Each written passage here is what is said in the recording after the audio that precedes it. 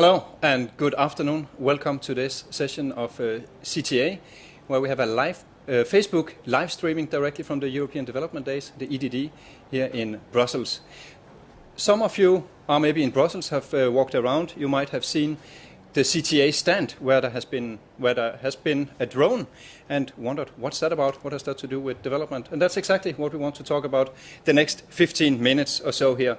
How can drones support agricultural development? And for you, the viewers, whether you watch it live or if you watch the recording afterwards, you're more than welcome to type your questions, your comments, just down at the bottom of the screen. You have the comment section. We will respond to you even if you don't watch this live. With me today, I have two exciting people who will be able to talk a lot, I think, and teach us a lot about how drones can play a role in agricultural development. I have Charles Madeline, who is the CEO of AIRINOV. AIRINOV started as a startup building drones and has now been taken over and is a subsidiary of Parrot, a larger tech company. And I also have from Tanzania, Rose Funja, who is managing director of Agrinfo social enterprise. That's a company that also was a startup and that basically came out of a hackathon organized by CTA 5 years ago. And today, Rose is also a drone operator using drones for agriculture. So first, I'd like to start with the broad view. What are the perspectives for using drones in agriculture, specifically in the countries of Africa, Caribbean, and the Pacific? All right. So I come from Tanzania, but I know that there's been a lot of use of drones in other areas, like disaster. But specifically for agriculture, there's been a number of applications in the eastern of Africa. In Rwanda, they've done a very good job in different kind of plantation for drones, in which they use it for telling what is the crop health, understanding how the crop is doing even before you harvest. And then also in Uganda, they're now trying to do that in coffee. We in Tanzania, we've started using that in maize plantation to figure out how to increase yield for maize. So that as itself is a research to see how well you can add either fertilization or do away with pests so that you have more yield from maize. And the kind of drones that we're using, more similar like this, or the fixed-wing one. This is a multicopter. But then specifically, so a fixed-wing one, that's one that looks more like an airplane with a wing. Yeah. This is yeah. So I don't know whether you can see. I think this is the bigger part of it, which is the sensor. You're seeing the things here. This is different from the normal camera drones that people use for normal imagery. And that sensor collects images which can tell you a lot about how the plant is doing. Charles, you from the producer's perspective, what are your perspectives of using drones for agriculture? Like Rose, I would say basically with drone, you can increase your yield and decrease your expenses. So I think the perspectives for drones are very, very high, and the cost is decreasing year after year. Let's say perhaps you can divide by 2 every year.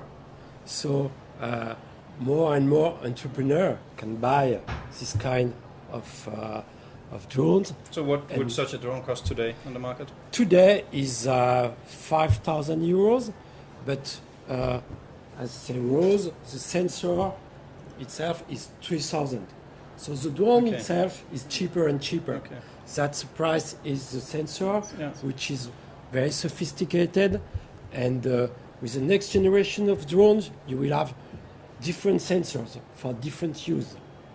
So perspective is you can start very basically with cartography and then have more and more value-added services until let's say nitrogen fertilization, all these kind of services. But you can start with very, very simple things and have an eye on your crop, on your field from the sky. Rose, I wonder your own story as a young woman entrepreneur. How did you end up working in ICT And in drones, and also especially as a woman, I guess this is quite a man's world, isn't it? Yeah, it is. It is definitely. But my background is engineering, so I'm an engineer. However, for me to decide to focus on agriculture, it came out of CTA. CTA had a challenge onto agriculture and how information, communication, and technology could be used in that field. And once I posed my idea and CTA, and I was selected. So since then, it's been a ride in which I was able to see more application of my knowledge within the agriculture space. And thanks to CTA, they've always been able to guide me through and to see also the business side of it. So that was the origin, and since then there's been a lot of support into deep diving more. And because one thing is with digitalization, or basically ICTs and now technologies like this, there's a lot that it can do in solving challenges within the community, and agriculture being the main economic activities that you have women, like 60% of women taking part in, it's a no-brainer that it's a good area to make your business in. And I just wonder, from your work in the field, do you have any concrete examples, cases where you thought, wow, here, because of the drone, this really makes a difference for a smallholder farmer? Yes, so I'll give you an example of a project that we did recently in Tanzania in an area called Dodoma, which is now our political capital. And when we went there, whenever we go to fly drones, the first thing that we do is community engagement. Sit with the community and understand what are their challenges. So one of the challenges that you'll hear is that productivity is very low. So you find that within an acre of land, they harvest like 5 bags of maize, which is less than 10% of what others would produce in a similar plot. So you see that this is a challenge that should be solved in such a way, and information is key in that area. And then, okay, there's productivity, but then there's also like things like pests, but then you also here, they don't have rights to own land. And what we were able to do is, on top of collecting the drone imagery, was mapping out their farm boundaries. And immediately that kind of data is the data that the local authority could use to help that community. Wow, that's a very practical and also great example of how drones can help. Charles, from your perspective, from Parrot or AIRINOV, I'd like to hear, which role do you think you can play in supporting smallholder farmers? One thing is we have just entered a private-public partnership, AIRINOV and CTA, with the project Eyes in the Sky to support drones for agriculture in sub-Saharan Africa. But how do you see your role? Yeah, basically the program Eyes in the Sky for us is to establish 30 entrepreneur drone service provider. So until now, if I remember well, 12 are already established. Rose is one of them. And we have 3 actions. First of all, we provide drones, and thanks to CTA, entrepreneur can buy with a discounted price. And so after that, we are training people. So all these people come in France for, let's say, 3 days training at least. So training how to use the drones, how to establish their business, and after that how to interpret it, mapping data, and what all different use you can have. And third of all, we are investing in new models for specific crops. For example, in Africa, right now we are investing in developing models for French beans, for tobacco, and that's the third part of our action. So we are a partner for this program, and it remains 18 entrepreneurs to select as a Rose for the next, this year. So another group of entrepreneurs will appear this year. Okay. I'd like to talk a bit about the future, getting drones reach the full potential. Well, first of all, what do you see as the main challenges? What prevents the full spread out of drones? Yeah, so for me, I'll talk about two. One is basically laws. This is a new technology, and many countries within Africa, with the exception, I think, of Rwanda, do have laws regarding regulations of drones. So I'll give you one example in which our government is now, it has invited stakeholders to discuss the policy around drones. And one line that was part of that policy was to discourage autonomous drones, which I think is not a very good idea because there's a lot that is being done on autonomous drones. So regulations like those, if they end up not being drafted in a participatory way, then that's one thing that will hinder growth of use of drones for agriculture. But then like he said, that there's a program on how we can actually come up and do business for using drones, because there's a lot that drones can do, and that's very good. But then a way in which you interpret the value that you create for the farmer in exchange of money, that is a bit not well defined as yet, and I think it's something that CTA, AIRINOV is working towards it. And once we figure that out, I think especially for smallholder farmers, that will be a hurdle that we've skipped over for this industry to grow. Interesting, you also mentioned policy. AIRINOV and CTA issued a joint statement just yesterday here from the EDD saying that for drones to reach its full potential, governments need to enable regulation that support it, while of course there are legitimate concerns about privacy. It can also be misused. Yeah, we need a regulation not too restrictive, but we need a regulation, because in some countries where there is no regulation, entrepreneur can fear anything can happen. So we need stable regulations first of all, and we agree with Rose.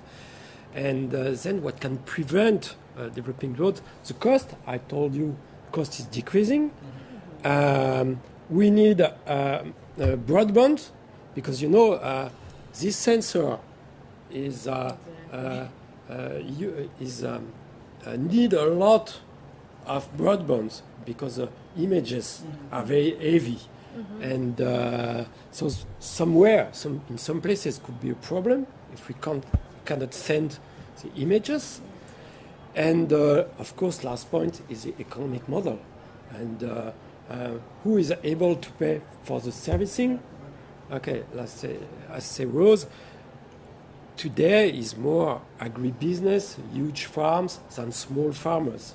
But if we find the good balance between cost and price, okay, so we can develop a lot more this technology, because it's very light technology. And to end on an optimistic note, what are the signs you see now that make you optimistic that the path will be opened and drones can bring its full potential to agriculture? So speaking from a Tanzanian perspective, there's been a lot of work, like I said, on drones for disaster preparedness. So in Tanzania's space, drones is not something new. It has been embraced. So it's just to make a connection between that and agriculture. So that gives us a perspective that it's going somewhere. The fact that the government has already embraced it in another use. So it's just to make them see that there's another bigger use. Another thing was data.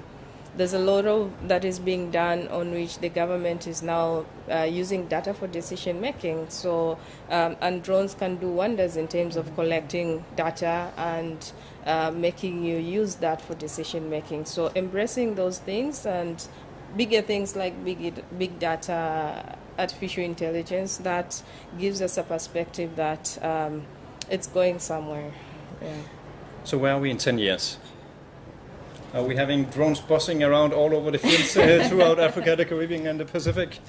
I would like in my perspective and Agrinfo perspective, I would like to say that using an analogy of Google, I would like to see us doing that in the agriculture space. So Google, but in agriculture space. You have data, and that data, people can search for different things and use that kind of data to make decisions, but in agriculture space.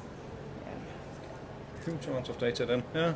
You know, in Africa, with 30 drone service providers, is not far less than in France. In France, we use perhaps 40. So 30 is not very different. So that means that in Africa, you can go very fast. And within 10 years, we can hope a lot of things because for this kind of thing is a minimum damage for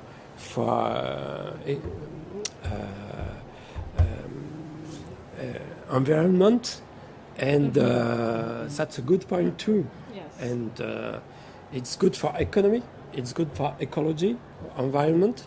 It increases revenue for farmers. So I think it's really a technology, a light technology, very good for the future. Very nice technology. And on top of that, the African Union very recently issued a declaration saying that drones have to play a major role in the development of African agriculture. Of course, it's a very good point. Yeah. Of course. So does that mean, if now this is being taken seriously for now in Africa, that Africa will be way ahead of Europe in terms of using drones for agriculture in a few years? Crossed. Yeah, yes. It's possible. All of us hope that. Yeah. Great. Thank you very much. We're ending here on a positive note. So thank you again to Charles Madeline, CEO of AIRINOV, and thank you to Rose Funja from Tanzania, Managing Director of Agrinfo Social Enterprise. And thank you to all the viewers here, and the video is still online. You can still add your comments and we can still respond to them. And please stay tuned. In just another 15-20 minutes, CTA will host another live streaming here, this time on how to include women in agribusiness. But thank you for now. Thank you. Thank you. Thank you.